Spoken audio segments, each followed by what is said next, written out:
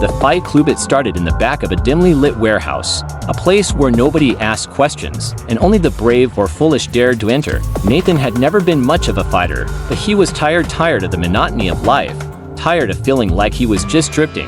When a friend mentioned the underground fight club, he was intrigued, a place where pain was the price for release, and victory was the ultimate high. The first fight was nothing like he expected. No ropes, no ring, just two men in an open space surrounded by a circle of onlookers. The air was thick with tension, the sound of fists hitting flesh echoing in the cold room.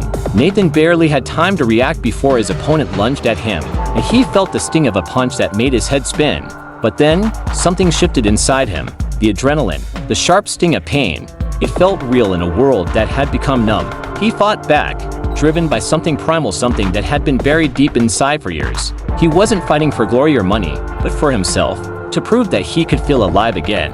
As the rounds passed, Nathan kept coming back. He wasn't the strongest or the fastest, but he learned to adapt, to read his opponents, to fight smarter. Every bruise, every cut, made him feel more alive than he had in years. But the club wasn't just about fighting, it was about the philosophy of release, of letting go of the rules that bound them to the outside world.